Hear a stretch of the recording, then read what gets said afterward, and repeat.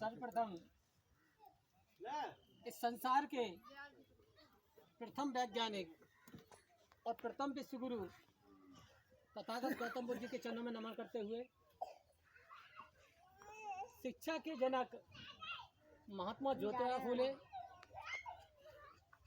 माता सावित्रीबाई फूले एवं माता फातिमा शेख जी के चरणों में नमन करते हुए आरक्षण के जनक छत्रपति साहू जी महाराज जी के चरणों में नमन करते हुए एवं समाज शिक्षा की वकालत करने वाले पेरियार नारायण गुरु जी के चरणों में नमन करते हुए एवं इस देश के मसीहा, हमारे राष्ट्र मसीहा, संविधान निर्माता बोधिसत्व बाबा साहब डॉक्टर भीमराव अम्बेडकर जी के जन्म में नमन करते हुए और इस देश को और बहुजन समाज को राजनीतिक सत्ता तक पहुंचाने वाले वामसिक DS4 के संस्थापक माननीय साहब काशीराम जी के जन्म में नमन करते हुए और आदरणीय बहन कुमारी मायावती जी को अपना आदर्श नेता मानते हुए मैं विधानसभा अध्यक्ष राज कपूर बहुत आप सभी को जय हिंद नमस्कार करता हूं। तो आज हमारे लिए सबसे बड़ी खुशी की बात यह है कि हम आप ही के गांव में मुझे विधानसभा अध्यक्ष चुना गया। आप लोगों के बीच में 26 जनवरी 2025 को विधानसभा अध्यक्ष मुझे बनाया गया। तो मेरे लिए सबसे बड़ी सौभाग्य की बात है, खुशी की बात यह है कि आप लोगों के बीच में फिर से मुझे आपके बीच में आने का मुझे मौका मिला, क्योंकि ये बात सभी जानते हैं कि जो समाज के लिए संघर्ष करता है उसको आगे बढ़ने का मौका समाज ही देता है।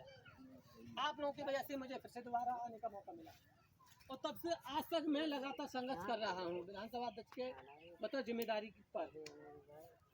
तो जैसा कि आप सभी लोगों को पता होना चाहिए कि हमारे जिला महासचिव श्री पायलट श्री देवेंद्र सिंह साक्षी ने बताया कि तमाम बहुजन समाज पार्टी ने आप सभी लोगों के लिए संघर्ष किया, किस तरह से संघर्ष किया, लेकिन वर्तमान की भाजपा सरकार हमारे संघर्षों को कुचलना चाहती है, हमारे अधिकारों को छीनना चाहती है और इस बात को हम लोग समझ भी रहे हैं और देख भी रहे हैं।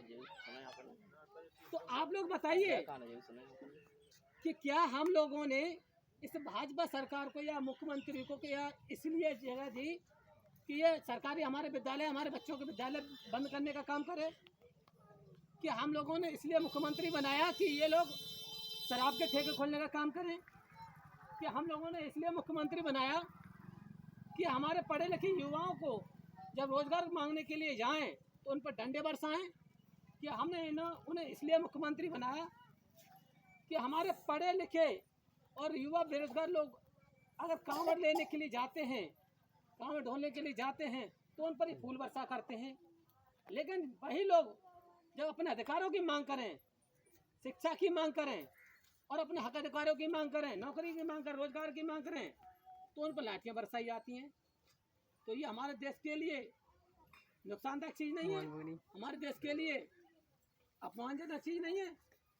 तो हमें इस बात को समझना पड़ेगा, जब तक हमारे बहुजन समाज पार्टी सत्ता में नहीं आएगी तब तक इस देश का और हमारे दबे कुचले बहुजन समाज का भला होने वाला नहीं है। और हमारे देश का भला तभी होगा जब आदरणीय बहन कुमारी मायावती जी मुख्यमंत्री 5 बार मुख्यमंत्री बनेंगी और उनके सिवा कोई भी पार्टी हमारा भला नहीं कर सकती। अगर हमारे देश की अगर असली हितैषी जो पार्टी है वो केवल बहुजन समाज पार्टी है, इस बात को आप सभी लोग भी जानते हैं। तो मेरे कहने का मतलब ये है, आप सभी लोग, आदरणीय बहन कुमारी मायावती जी ने हमें जिम्मेदारी के तहत आप लोगों के बीच में भेजा है कि आप लोग हमारे लोगों के बीच में जाइए, आप लोग हमारे समाज के लोगों के बीच में जाइए, उन लोगों को बताइए कि किस तरह से हमारे समाज के लोग गरीब वंचित लोग हैं, उनके लिए हम किस तरह संघर्ष कर रहे हैं। और जब तक आप लोग जागरूक नहीं होंगे तब तक आप लोगों को पता नहीं चलेगा कौन आपके असली हितैषी पार्टी है। तो कहने का मतलब ये है कि हम सभी लोग बहुजन समाज पार्टी की तरफ से बूथ कमेटी, सेक्टर कमेटी बनाने का काम कर रहे हैं। आप उसमें पहले सहयोग कीजिए, उसके बाद में आपके बीच में रैलियाँ होंगी, रैलियों में हम लोग आप लोगों के बीच में आने का काम करेंगे, उसमें आप लोगों को जागरूक करने का काम करेंगे। तो सबसे पहले हम लोग का उत्तरदायित्व ये बनता है कि आप लोग बूथ कमेटी, सेक्टर कमेटी में मजबूती के साथ अपनी सहभागिता निभाएं और जिन लोगों के वोट नहीं बने हैं वो लोग अपने वोट बनवाने का काम करें। जो 18 प्लस होने वाले हैं, 18 साल की उम्र होने वाली, वो अपने लोग आपके बीच में BLO आएंगे, वो अपने वोट बनवाने का काम करें। और ज़्यादा से ज़्यादा भारी बहुमत से आप लोग जो भी बहन जी बहुजन समाज पार्टी की तरफ से प्रत्याशी चयनित करें, चाहे जिला पंचायत के चुनाव में और चाहे आपके विधानसभा के चुनाव में, उससे मजबूती के साथ वोट देने का काम करें, अपनी पोलिंग बूथ को जिताने का काम करें। और दूसरी बात यह है कि बहन जी ने कहा है कि आप सभी लोग, अगर आपके जो समाज के लोग हैं, साके समाज हो चाहे कोई भी समाज, प्रजापति या नाई कोई समाज हो, उनसे भाईचारा बनाने का काम करें। किसी से बेवजह उलझना और सभी से अपना भाईचारा के तहत उन्हें अपने गले लगाने का काम करें, तभी हमारे बहुजन समाज पार्टी की सरकार बन सकती है। क्या एक जाति से सरकार बन सकती है? आप बताइए, क्या जाटा समाज के लोग सरकार बन सकती है?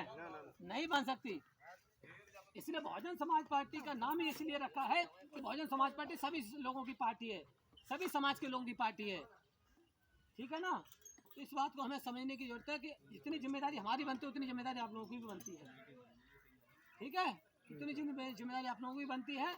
आप लोग भी अपने बूथ को मजबूत करने का काम करें, अपने अन्य भाइयों को अपने गले से लगा करके उन्हें भाईचारा पैदा करें उनके बीच में, चाहे आपके कोई भी अदर समाज के सही, उन्हें अपने गले से लगाएं, उनमें भाईचारा पैदा करें और बेवजह कैसे उलझे ना। अगर कुछ छोटी मोटी बात भी होती है तो सबसे पहले हम लोगों को कांटेक्ट करें, उसे सुलझाने का हम लोग करेंगे। हमारे गांव में है ऐसा माले, तुम बाकी बात कर रहे हो, ऐसा माले जोर में बैठा नहीं, कोई बात नहीं है, ऐसा होता है। तो कुछ लोगों की मानसिकता होती है, लेकिन हमें उससे मतलब नहीं है क्या है, लेकिन हमें अपनी तरफ से घृणा महसूस नहीं करनी है, उन्हें अपने जोड़ करके चलना है।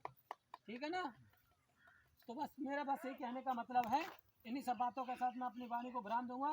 इसी के साथ आप सभी को जय भीम, नमो बुद्धाय, जय भारत, जय संविधान, धन्यवाद, जय लोकतंत्र।